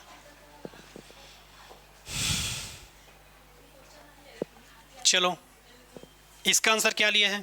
ये तो केवल 1, 2, 3, 4 वाला क्वेश्चन दिया है आपके पेपर में। कैसा दिया है पेपर में क्वेश्चन? 1, 2, 3, 4 वाला देता है ना, वैसे दिया है। चलो बताओ इसका आंसर क्या लिए हो सब लोग? क्या होगा बताओ? एला नहीं बनाऊं भयंकर मार खाऊ। क्या आएगा जी? पहले सबसे पहले 10, 10 के बाद क्या आएगा? 17, 17 के बाद 26। देख लो पहली इतनी में LNM आ गया आंसर, क्या होगा? डी। ठीक है, अगला क्वेश्चन, तार बनाने के लिए चांदी का प्रयोग नहीं किया जाता, ये कथन गलत है। क्यों बताऊं? बेटा आप तार चांदी का बना सकते हो क्योंकि चांदी आपका क्या रहता है, ठीक है, हम चांदी का तार इसलिए नहीं बनाते क्योंकि चांदी बहुत ज़्यादा क्या रहता है आपका, महंगा रहता है। ठीक है, तार बनाने के लिए चांदी का प्रयोग नहीं करते। ठीक है, क्यों नहीं करते? क्योंकि ये महंगा रहता है। ठीक है, तो आपका जब महंगा रहता है तो ये तो सही है। चांदी कुचालक नहीं बल्कि क्या होता है आपका, सुचालक होता है, याद रखना है। अब देखो यहाँ पर हम चांदी का तार नहीं बनाते, क्यों नहीं बनाते? क्योंकि चांदी बहुत ज़्यादा क्या होता है, महंगा। ले देख तो हम पहिने बार खरीद थन और कोई तार बना के छोड़ देवे तो यहाँ चोर मन की कमी है का? नहीं। यहाँ छोटा साटी गिर जाए या छोटा फूली गिर जाए चांदी का तो अगले दिन वो दुकान में आपको बिका हुआ मिलेगा। ठीक है, तो बहुत दूर की बात है। अरे वो सब छोड़ दो, एक तो पेन भी अगर गुम जाए ना तो वो ना मिले चांदी बहुत दूर की बात है। ठीक है, पर कैसे करोगे? ठीक, कोई बात नहीं। तो तार बनाने के लिए चांदी का प्रयोग करते हैं क्या? नहीं करते, क्योंकि वो बहुत ज़्यादा क्या होता है, महंगा। चांदी कुचालक नहीं बल्कि क्या होता है आपका, सुचालक होता है, उसमें करंट सबसे अच्छा फ्लो होता है, लेकिन महंगा होने के कारण हम यूज़ नहीं करते। तो आंसर क्या हो जाएगा? ए सत्य, लेकिन आर क्या है, असत्य। अगला प्रश्न, चलो बताओ, एकदम नॉर्मल सा प्रश्न है जी। क्या नॉर्मल सा प्रश्न है? पढ़ोगे और बनेगा। प्रश्न दिया है, चलो बताओ जी। जब व्यक्ति यह अनुभव करता है कि उनके व्यवहार को प्रतिबंधित किया जा रहा है, मतलब जैसे ही आप क्लासरूम में आए, गिज गिज लिहाज देश, सर में आज ब्रश करके आया हो कि मैं बोलूँ अरे मुंह बंद करो रे, ब्रश करके नहीं आए हो, मेरे कैसे पता चला ब्रश करके आए हो कि नहीं आए हो? तो कहीं ना कहीं आपके व्यवहार को क्या किया जा रहा है, प्रतिबंधित। तो यह एक विशेष प्रकार की प्रतिक्रिया करते हैं जिसे कहा जाता है मनोवैज्ञानिक सुरक्षा, नहीं। मनोवैज्ञानिक सतर्कता, नहीं। मनोवैज्ञानिक दृढ़ता, नहीं। केवल का करत हस ओकर विचार ला, ओकर व्यवहार ला का करत हस, प्रतिघात। अगला, अब आ गया दोस्तों दर्पण की बारी। ये वही दर्पण है जो आपको बताता है, ठीक है, कि आप कितना धुनांग हो। चलो, धुनांग मतलब समझ गए, कितना बदमाश जी। ठीक है, आपकी सच्चाई आपके अलावा कोई और नहीं जान सकता, ऊपर वाला जानते हैं भाई, वो अलग चीज़ है। ठीक, आप सबसे झूठ बोल सकते हैं लेकिन अपने आप से झूठ नहीं बोल सकते। ठीक है, तो वैसा ही ये आईना है और आईना आपको दिखा रहा है कि ऊर्ध्वाधर छवि के लिए सही विकल्प ज्ञात करिए। ठीक है, आपने देखा होगा जब भी आप दर्पण में देखोगे, ठीक है, तो आप जो दर्पण का प्रयोग करते हो उसमें यदि आप देखोगे, ठीक है, तो आप दर्पण में जब प्रयोग करोगे तो ये ऊर्ध्वाधर छवि के लिए सही विकल्प ज्ञात कीजिए बोल रहा है, और इसका आंसर यदि आपने बी लिया होगा तो बी वाले बच्चों का आंसर बिल्कुल सही होगा। अगला प्रश्न, समूह संचार की विशेषताओं पर विचार करने बोल रहा है। समूह संचार की विशेषताओं पर विचार करने बोल रहा है, बताइए इसका आंसर आप सभी ने क्या लिया है? ठीक है, समूह संचार की विशेषताओं के बारे में यदि हम बात करें, ठीक है, तो इसका आंसर आपका लिया गया है, क्योंकि ये पेपर में प्रश्न पूछा भी गया है। तो याद रखना है समूह के मध्य विचारों का आदान प्रदान संभव। ठीक है, ये तो आपका सही है। अगला, समूह संचार जन संचार की भांति बिक्री श्रोताओं पर आधारित नहीं होती, ये भी सही है। सूचना प्रेषक समूह और श्रोता समूह के हितों का एक रूप है, ये भी सही है। समूह संचार में श्रोता और संप्रेषक के स्थानीय निकटता आवश्यक है, जरूरी नहीं है। कई बार आपका रॉन्ग नंबर लगता कि नहीं लगता फ़ोन में, ठीक है, तो ये बिल्कुल आपका जरूरी नहीं है। तो आंसर क्या हो जाएगा? 1, 2 और 3 हो जाएगा। अगला प्रश्न, जनसंपर्क अधिकारियों के कार्यों को शामिल किया गया है द्विपक्षीय संवाद स्थापित करने में, बिल्कुल सही है। अगला, मतभेदों और संघर्षों को समाप्त करने में। अगला, विभिन्न मुद्दों पर लोगों को जोड़ने में। अगला, राष्ट्रीय मुद्दों की जानकारी देने में। ये नहीं होगा, तो आंसर क्या हो जाएगा? सॉरी, राष्ट्रीय मुद्दों की जानकारी देने में, तो ये भी हो जाएगा। विभिन्न मुद्दे हो जाएंगे, मतभेदों और संघर्षों को समाप्त करने में। ठीक है, तो बिल्कुल इसका आंसर यदि आपने सी लिया होगा तो बिल्कुल सही है। 1, 2, 3, 4 सारे ऑप्शन आपके सही हैं, तो सी वाले बच्चों के ऑप्शन सही हो जाएंगे। अगला प्रश्न, कौन से शहर में मेट्रो रेल नहीं चलता? ठीक है, ये भी आपका कॉमन सा प्रश्न है, कौन से शहर में आपका मेट्रो रेल नहीं चलता। आप यदि छत्तीसगढ़ के रहने वाले होंगे तो आज तक आपने ये प्रश्न नहीं देखा होगा कि छत्तीसगढ़ के बिलासपुर में मेट्रो रेल चलता है क्या? नहीं चलता। दिल्ली में चलता है, जयपुर में चलता है, नागपुर में भी चलता है। ठीक है, तो जे, के और एल तीनों सही हैं, पर बिलासपुर में कभी भी आपने मेट्रो ट्रेन चलते हुए नहीं देखा होगा। इस प्रकार से आपकी रीजनिंग के प्रश्न पूछे जाते हैं। अगला, संप्रेषण का सही क्रम क्या है? ठीक है, तो देखो, कुछ मत करो, सबसे पहले आप क्या करते हो? मैसेज को टाइप करते हो, यानी कि संदेश। उसके बाद सेंडर यानी कि प्रेषक भेजने का काम करते हो। पाने वाला क्या कहलाता है? रिसीवर। और उसके बाद क्या कहलाता है आपका रीडर, पढ़ने वाला। तो आंसर क्या हो जाएगा? KLMN। ऑप्शन क्या है? ए। ठीक है, तो जितने भी बच्चों ने आंसर टिक किया है ए वाले बच्चों का आंसर सही हो जाएगा। अगला प्रश्न, ठीक है, कथन और कारण आपके दिए गए हैं। चलो जल्दी से बताओ इसका आंसर क्या हो जाएगा। कथन और कारण आपका दिया गया है, ठीक है। कथन आपसे कह रहा है कि, क्या कह रहा है आपसे कथन, अधिक ऊंचाई पर भोजन, अधिक ऊंचाई पर भोजन पकाने के लिए नमक डाला जाता है, बिल्कुल, ताकि आपका जो पानी है वो जल्दी उबलने लगता है। अधिक, अच्छा एक एग्जांपल मैं आपको बताता हूँ। अक्सर आप पार्टी करने गए होगे तो वो अपने दोस्तों को देखना, कभी कभी जब आप पहाड़ पर खाना बनाते हो तो आपके कोई ना कोई एक दोस्त ऐसा रहता होगा जो उस पानी में नमक को डाल देता होगा ताकि अंडा जल्दी उबले, ठीक है। अक्सर यदि आप अंडा वंडा बनाए होंगे पहाड़ों पर जाकर तो आपका कोई ना कोई दोस्त ऐसा रहता होगा जो पानी में क्या डाल देता है, नमक, क्योंकि पानी में नमक डालने से उसकी बॉइलिंग क्षमता बढ़ जाती है, जल्दी उबलती है चीज़ें, ठीक है। इसका सबसे अच्छा एग्जांपल और देता हूँ आपको, लाइव एग्जांपल, ऑफलाइन आप लोग भी बताना जी। जब आप टमाटर का चटनी बनाते हो, किसका चटनी, टमाटर का, क्या आप टमाटर की चटनी को जल्दी पकाने के लिए नमक नहीं डालते, डालते हो, ठीक। वैसे ही जब आप पहाड़ों में पार्टी करने जाओगे तो अधिक ऊंचाई पर भोजन पकाने के लिए नमक डाला जाता है। उसका कारण यही है क्योंकि उसके बॉइलिंग पॉइंट को क्या कर देता है, वो बढ़ा देता है, पकने की क्षमता को बढ़ा देता है, ठीक। इससे अच्छा लाइक एग्जांपल नहीं होगा।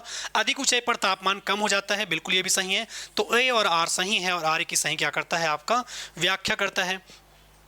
प्लस को आप पाइप, गुना को आप हैज़, प्लस को आप माइनस, तो टेम्परेचर का मान क्या होता है, ठीक है। तो इसका आंसर क्या हो जाएगा आपका, तो आप सॉल्व करेंगे तो आपको इसका आंसर मिलेगा बी। बी जितने बच्चों ने आंसर टिक किया होगा बिल्कुल उनका आंसर क्या हो जाएगा, सही हो जाएगा। अगला प्रश्न आपके क्वेश्चन में दिया गया है, चलो बताओ जल्दी से क्या हो जाएगा।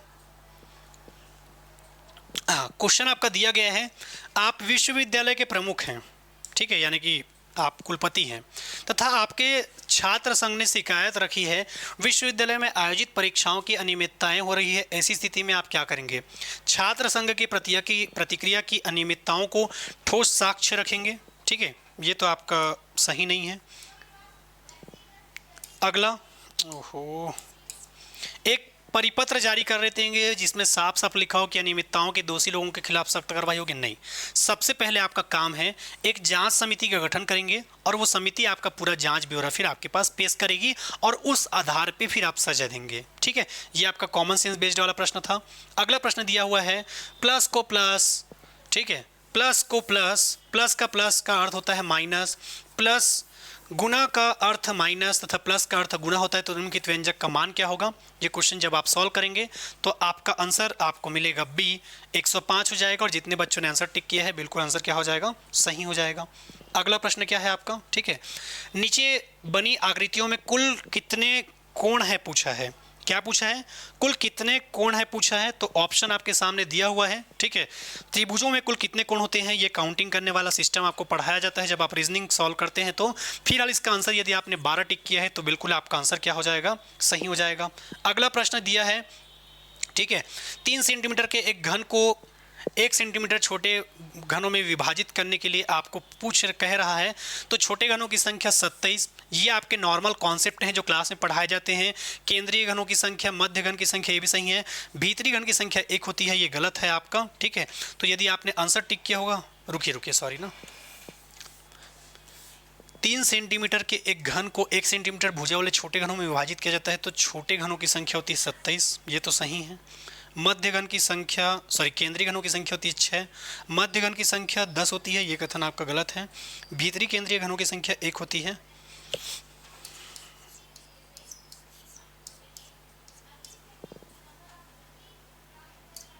ठीक, तो आंसर हो जाएगा आपका जे के और एम। तो बिल्कुल यदि आपने सी टिक किया होगा ऑप्शन, तो बिल्कुल आपका ऑप्शन क्या हो जाएगा, सी हो जाएगा। अगला प्रश्न, ठीक है, क्वेश्चन आपका दिया गया है, ध्यान से पढ़िए और बताइए, ठीक है, ये तो बेहद आसान है। चलो बताओ क्या हो जाएगा इसका आंसर। इसका आंसर यदि आपने टिक किया होगा, ठीक है, तो इसका आंसर क्या हो जाएगा, 14.4। कैसे 14.4 होगा, ठीक है। तो जितने बच्चों ने आंसर टिक किया होगा 14.4, अभी टाइम नहीं है वरना करके दिखाता। 14 से ही 2/5, तो क्या हो जाएगा, 14 पंचे 70, ठीक है, और 70 2 72, 72 बटा कितना दिया गया है 5, तो 72 को 5 से डिवाइड करके देख लो। अभी टाइम नहीं है वरना दिखा रहा था आप लोगों को।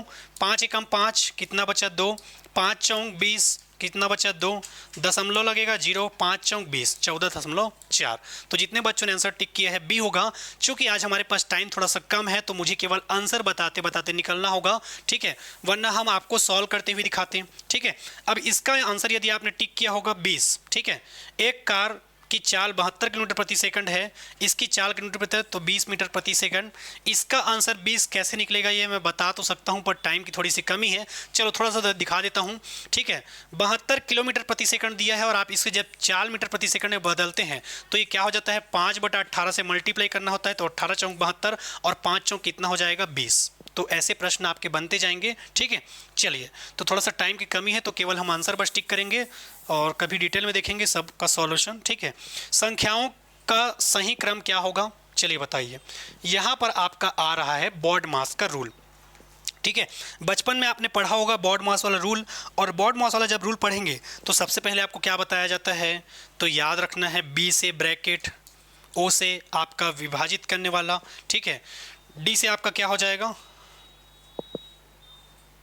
बॉड मास डिवीजन आपका नहीं दिया है, डिवीजन के बाद क्या होता है मल्टीप्लिकेशन, उसके बाद एडिशन, उसके बाद आपका सब्सट्रैक्शन, ठीक है। बॉड मास आपने पढ़ा होगा, तो आंसर क्या हो जाएगा A B C D E. जितने बच्चों ने आंसर टिक किया होगा बी वाले बच्चों का आंसर सही है। अगला प्रश्न एलसीएम एचसीएफ, एलसीएम एचसीएफ, सारा चीज़ आपका दिया गया है, ठीक है, आपके ऑप्शन में। और यदि आप इसका आंसर टिक करेंगे तो बिल्कुल आपको आंसर देखने को मिलेगा। इसका आंसर क्या हो जाएगा आपका, जितने बच्चों ने आंसर टिक किया होगा, ठीक है। अभी टाइम नहीं है दोस्तों, वरना आपको करके दिखाया रहता। 6 और 20 का आप जब एलसीएम निकालोगे, ठीक है, एलसीएम का मतलब क्या होता है, लीस्ट कॉमन फैक्टर, यानी कि सबसे पास का कौन सा होता है, तो 60 होगा। कैसे 60 होगा, करके देख लो 6 और 20 को, ठीक है। सबसे पहले जो 2 से आएगा, 2 तिया 6, 2 दहम 10, उसके बाद ये किसी से नहीं जा रहा है तो 10 तिया 30 और 30 दूनी 60, ठीक। एचसीएफ यानी कि सबसे common factor, highest common factor जो उससे डिवाइड जाएगा, तो 2 ये भी सही है। एलसीएम 9 और 20 का क्या हो जाएगा 180, ये भी सही है। एचसीएफ 9 और 20, देखो 9 और 20 एक ऐसी अभाज्य संख्या है कि आप इसको किसी से डिवाइड नहीं कर सकते। किसी से कहने का मतलब कोई ऐसा हमारे पास कॉमन फैक्टर ही नहीं है जिससे हम उसे डिवाइड कर पाएँ। तो जब किसी को भी हम किसी भी कॉमन फैक्टर से डिवाइड नहीं कर सकते तो वो आपका 1 से हो जाता है, ठीक है। तो थोड़ा सा टाइम कम है, वरना बताया रहता है इसका पूरा डिटेल, ठीक है। तो आंसर क्या हो जाएगा आपका ए हो जाएगा, ठीक। क्लियर है यहाँ तक। चलिए अब अगले प्रश्न की ओर बढ़ते हैं। अगला प्रश्न क्या है आपका, संख्याओं को आरोही क्रम में व्यवस्थित करने बोल रहा है, और इसका आंसर यदि आपने सबसे पहले विभिन्न संख्याओं को आरोही क्रम में जमाना है तो सबसे पहले आपको क्या करना होता है, आरोही क्रम में ही जमाना होता है। आरोही क्रम के बाद आप क्या करोगे, 1971 से बड़ी अगली संख्या, ठीक है। इसके बाद यदि मैं बात करूँ आपका, तो सबसे बड़ी संख्या 9 2 5 4 7 और सबसे पहले छोटी संख्या 1971, ये वाला हो जाएगा। इसके बाद यदि हम बात करें आपका, ठीक है, तो इसी प्रकार पिछले छोटी से बड़ी संख्या को खोजें, ये हो जाएगा। और उसके बाद आरोही क्रम में फाइनली आप अरेंज करेंगे तो ये हो जाएगा आपका, तो आंसर क्या हो जाएगा आपका ए होगा, ठीक है। क्या होगा आपका आंसर, इसका ए होगा। अगले प्रश्न की ओर बढ़ते हैं। शून्य को शून्य प्रदर्शित नहीं करता है, कौन प्रदर्शित नहीं करता है, तो बताइए इसका आंसर क्या हो जाएगा, ठीक है। अभी मैं केवल आंसर बता रहा हूँ, टाइम की कमी है, तो 1। अब कैसे 1 होगा सर, तो 2 सेकंड बस लगेगा। 0 को 0 से मल्टीप्लाई करोगे तो 0, 0/2 क्या होता है आपका 0, 10 - 10 यानी कि 0/2, और 0/2 भी क्या हो जाता है 0। तो बाकी सब 0 प्रदर्शित कर रहे हैं, लेकिन आपका नहीं कर रहा है ए, ठीक है। अभी फिलहाल आंसर टिक करते जाइए। ए अनुपात बी 3:5, बी सी 7:2 दिया गया है, ठीक है। इसका आंसर यदि आपने ए टिक किया होगा तो बिल्कुल सही है। क्यों, आपने बनाया होगा अनुपात वाला प्रश्न, सर ने आपको करवाया होगा 3:5 7:2, ठीक है, ये आपका, ठीक है। तो आप जब काट फिट के लाएंगे आंसर तो क्या हो जाएगा 21:10 हो जाएगा। तो जितने बच्चों ने आंसर टिक किया होगा इसका आंसर ए वाले बच्चों का आंसर बिल्कुल क्या हो जाएगा, सही हो जाएगा। चलिए अगले प्रश्न की ओर बढ़ते हैं। इसका आंसर बिल्कुल ए हो जाएगा। अगला प्रश्न क्या है आपका, ठीक है, तो अगला प्रश्न आपका दिया गया है लाभ प्रतिशत की गणना करने के लिए। लाभ प्रतिशत की गणना करने के लिए जमाने बोल रहा है, तो सबसे पहले क्या आएगा आपका, लागत मूल्य और विक्रय मूल्य निर्धारित करें, किसको आप विक्रय मूल्य लोगे, किसको क्रय मूल्य लोगे, सबसे पहला पॉइंट। उसके बाद क्या करोगे आप, लाभ राशि की गणना करोगे। उसके बाद क्या करोगे आप, तो लाभ के लागत मूल्य से विभाजित करना है। उसके बाद क्या करोगे, परिणाम को विभाजित करके लिखना, तो ये हो जाएगा। और उसके बाद फिर परिणाम जारी, ठीक है। तो ऑप्शन कौन सा हो जाएगा, NKLMO, ठीक है। जितने बच्चों ने आंसर टिक किया होगा सी वाले बच्चों का आंसर बिल्कुल सही हो जाएगा।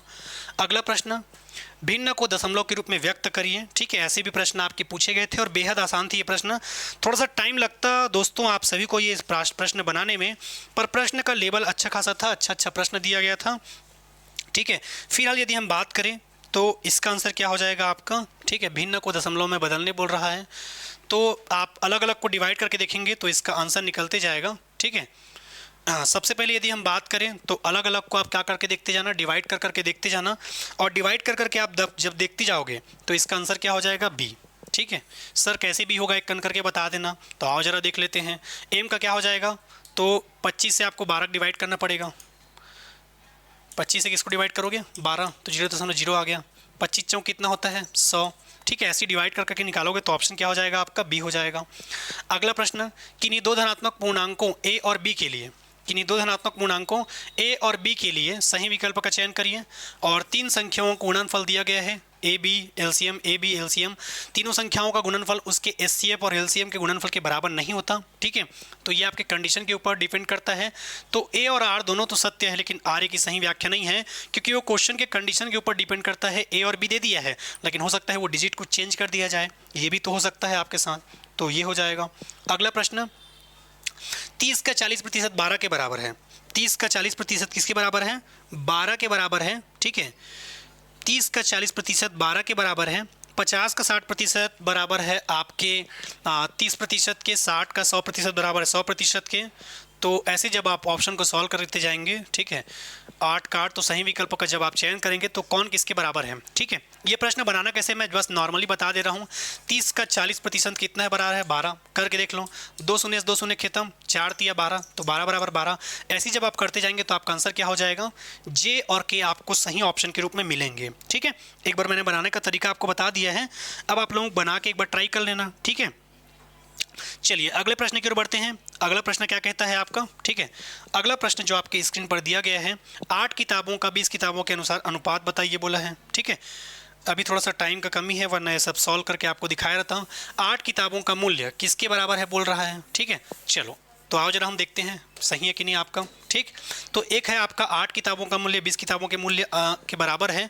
ठीक है, तो एक हो जाएगा 4 दूनी 8, 4 पंची 20, 2 अनुपात 5। यहाँ पर और दिया है दोस्तों 2 दूनी 4 और 2 पंची 10, तो जे और के सही हो जाएगा आपका। ठीक है, तो आंसर क्या हो जाएगा, सी। अगले प्रश्न की ओर बढ़ते हैं। 1400 का 6% वार्षिक साधारण ब्याज की दर से साधारण ब्याज क्या होगा। ठीक है, तो आपने एक फॉर्मूला पढ़ा होगा, PRT इंटू 100 बटा इज इक्वल टू एसआई। क्या पढ़ा है, PRT into 100 is equal to SI. इस फॉर्मूले से ये निकल जाएगा PR into T upon 100 is equal to simple interest. और ऐसा जब आप करते जाएंगे तो बना के देख लीजिए जी। ठीक है, इसका आंसर क्या होगा, डी होना चाहिए संभवतः, एक बार करके देख लेते हैं। ठीक है, P यानी कि 1400, R दिया है आपका 6, 2.5 साल यानी कि 5/2 इंटू 100, 2 शून्य से 2 शून्य खत्म, 2 तिया 6, 5 तिया 15, और 15 इंटू 14 कर लीजिए। 14 7 70 का जीरो, 14 एकम 14, 21, 210 हो जाएगा। ठीक है, डी सही है आपका। अगले प्रश्न की ओर बढ़ते हैं। अगला प्रश्न कौन सा है। ठीक है, प्रश्न दिया गया है आपका कि 8% ब्याज दर से 10% के साधारण ब्याज 17,600, तो मूलधन क्या होगा। ये भी एकदम नॉर्मल सा प्रश्न जो कि आपके एग्जाम में पूछा गया है। ठीक है, प्रश्न कह रहा है आपसे कितना होगा। ठीक है, फिलहाल इसका आंसर मैं बता देता हूँ आप लोगों को। चलिए सबसे पहले यदि आंसर की बात करें तो इसका आंसर क्या हो जाएगा आपका। ठीक है, नॉर्मल आप बना सकते हैं, अभी थोड़ा सा टाइम की कमी है। आंसर क्या हो जाएगा 22,000, करके देख लो जी। Normal P into R into T upon 100 बोल रहा है, इज इक्वल टू क्या हो जाता है आपका एसआई। एसआई अब फॉर्मूला क्या बन जाएगा, एसआई बटा 100 divided by P into R into क्या हो जाएगा टी। ठीक है, P पूछा है तो 100 upon SI into R into T, ये फॉर्मूले में पुट बस करना है, तो आंसर क्या हो जाएगा 22,000। अगला प्रश्न। ठीक है, S I is equal to P into R into, ये देख अभी जितना मैं बताया हूँ उसी को यहाँ पर लिख दिया है। ठीक है, P इज इक्वल टू इतना होगा, S I is equal to इतना होगा। ठीक है, यही सब प्रश्न आपको लिख दिया है। ठीक है, तो ये आप नॉर्मल फॉर्मूले से पूरा निकाल सकते हैं। फिलहाल इसका आंसर क्या हो जाएगा आपका। ठीक है, जे के एल एम सभी हो जाएगा। जिस बच्चे ने आंसर टिक किया होगा डी वाले बच्चों का आंसर सही हो जाएगा। अगला प्रश्न, कौन सा भिन्न सबसे छोटा है, तो ये भी आपको कर करके देखना होगा दोस्तों। फिलहाल मैं आपको आंसर बता देता हूँ, 11/10 आपका सबसे छोटा आंसर होगा। ठीक है, पेपर में यदि आपने इसका आंसर टिक किया होगा तो बिल्कुल आपका सही हो जाएगा। 97 क्वेश्चन क्या कह रहा है आपसे, यदि किसी वस्तु का विक्रय मूल्य SP यानी कि आपका सेलिंग प्राइस सीपी यानी कि क्रय मूल्य यानी कि आपका क्या हो जाता है, से अधिक है तो लाभ प्राप्त होता है, सही है। दूसरा, लाभ की गणना एसपी माइनस सीपी के रूप में की जाती है, बिल्कुल सही है, तो ए और आर सही है और आर की सही व्याख्या करता है, ठीक है। ये कहना ये चाहता है कि इस पेन को आपने 5 रुपये में लिया और 20 रुपये में बेच दिए तो आपको क्या होगा, फायदा, बस वही है, आपका कुछ नहीं है। अगले प्रश्न की ओर बढ़ते हैं। प्राइम संख्या को पहचानिए, ठीक है। प्राइम का मतलब क्या होता है, अभाज्य, ठीक है। प्राइम का मतलब क्या होता है आपका, अभाज्य संख्या होता है। प्राइम का मतलब क्या होता है, अभाज्य संख्या, ठीक है। तो यहाँ पर आपसे अभाज्य संख्या का प्रश्न पूछ रहा है, तो ये तो नॉर्मली आप बना सकते हैं। अभाज्य संख्या का मतलब क्या होता है, तो आप सभी को याद रखना है, ठीक है, जो खुद से और किसी से भाग ना जाए, ठीक है। तो एक है आपका 11 जो खुद से जाएगा और 11 से जाएगा, 2 है जो खुद से आएगा और किसी से नहीं जाएगा, ठीक है। तो वो खुद से भाग जाएगा अभाज्य संख्या, एक आपका जाएगा किससे, 1 से और एक खुद से, उसको हम क्या कहते हैं, आपका अभाज्य संख्या। 21 के बारे में देखेंगे तो ये 1 से जाता है, 3 से जाता है, 7 से जाता है। 9 के बारे में 1 3 9, तो खुद से और 1 से जाता है, उसे हम क्या कहते हैं, प्राइम नंबर यानी कि अभाज्य संख्या कहते हैं। तो ऑप्शन क्या हो जाएगा आपका, 11 और 2 हो जाएगा। तो जी और एम दिया है कि ऑप्शन में बिल्कुल बी हो जाएगा आंसर दोस्तों। चलिए अगला प्रश्न, 22 से 72% छात्र गणित में रुचि रखते हैं, ठीक है। ये भी आपका नॉर्मल सा प्रश्न है, बनाने से ये आंसर निकल जाता, ठीक है। अगला क्वेश्चन दिया हुआ है, कितने छात्र गणित में रुचि नहीं रखते, ठीक है।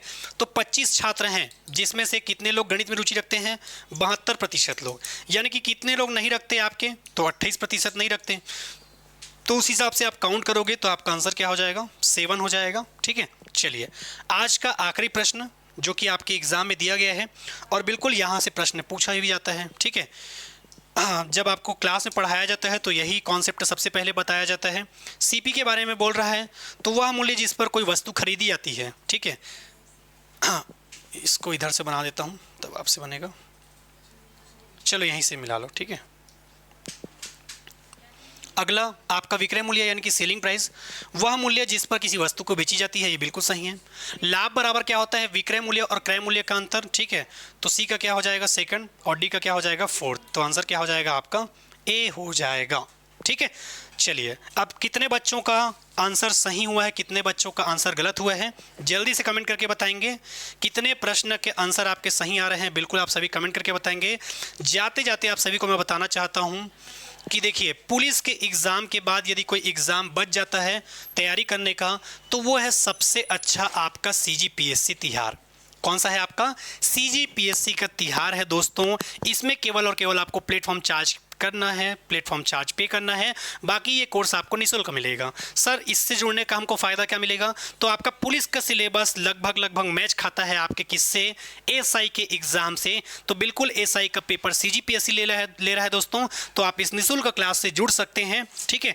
पुलिस का पेपर आप सभी का कैसा गया ये तो मैं नहीं जान पाऊंगा, ठीक है। हमने बिल्कुल आपके लिए प्रयास किया था और बिल्कुल ऐसे अभ्यर्थी जो अभी लगातार 4-5 क्लास अटेंड किए थे, क्या पढ़ाया हुआ प्रश्न आपके पेपर ने पूछा था, बिल्कुल आप कमेंट करके बताएंगे। और स्पेशली यदि आप डेडिकेटेड हैं और आगे तैयारी करने के लिए, क्योंकि पुलिस के बाद आप एसआई की तैयारी भी कर सकते हैं, सिलेबस काफ़ी सेम है, तो केवल और केवल प्लेटफॉर्म चार्ज पे करना है आपको और बिल्कुल आप कोर्स ज्वाइन कर सकते हैं, ठीक है। चलिए और मुलाकात होगा आप सबसे, तब तक के लिए धन्यवाद। जय हिंद, जय भारत, जय छत्तीसगढ़।